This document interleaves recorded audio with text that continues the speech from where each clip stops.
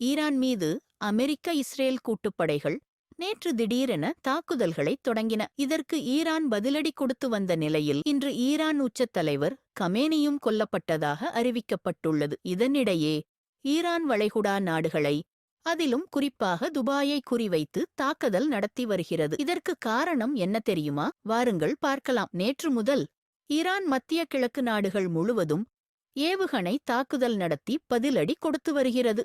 அதில் Bahrain, Qatar, Kuwait, ஐக்கிய அரபு எமிரேட்ஸ் மற்றும் சவுதி அரேபியாவில் தாக்குதல்களை நடத்தியுள்ளது. குறிப்பாக இந்த தாக்குதல்களில் துபாய் முக்கிய டார்கெட்டாக இருந்துள்ளது. ஈரானின் தாக்குதலால் துபாய் விமான நிலையம் மூடப்பட்டுள்ளது. துபாயின் அபுதாபி சயீத் சர்வதேச விமான நிலையத்தின் மீது ட்ரோன் தாக்குதல் நடத்தப்பட்டதில் ஆசிய நாட்டைச் சேர்ந்த ஒருவர் கொல்லப்பட்ட நிலையில் பலர் காயமடைந்துள்ளனர்.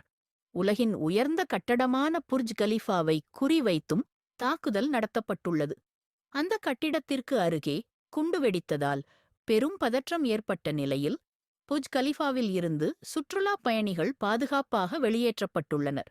மேலும் மற்றொரு முக்கிய சர்வதேச புகழ்பெற்ற ஹோட்டலான துபாயின் பேர்மாண்ட் தி பாம் ஜுமேராவிலும் தாக்குதல் நடைபெற்றுள்ளது. அங்கு பெரும் தீப்பற்றி எரியும் நிலையில் இந்த தாக்குதலில் 4 பேர் காயமடைந்துள்ளதாக தெரிவிக்கப்பட்டுள்ளது. இதேபோல் துபாயின் புகழ்பெற்ற புர்ஜ் அல் அரப் ஹோட்டல் மற்றும் முக்கிய இடங்களிலும் பாதுகாப்பு எச்சரிக்கைகள் விடப்பட்டு முன்னெச்சரிக்கை நடவடிக்கைகள் எடுக்கப்பட்டுள்ளன. துபாய் சர்வதேச அளவில் ஒரு முக்கியமான வர்த்தக சாம்ராஜ்யமாக விளங்குகிறது.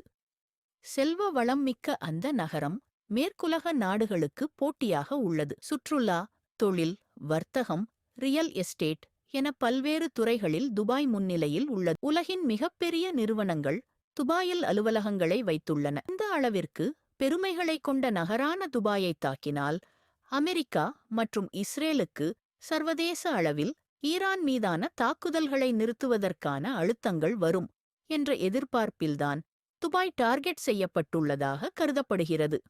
எனினும் தற்போது கமேனி கொல்லப்பட்டுள்ளதால் ஈரான் என்ன செய்யப்போகிறது என்ற கேள்வியும் எதிர்பார்ப்பும் எழுந்துள்ளது.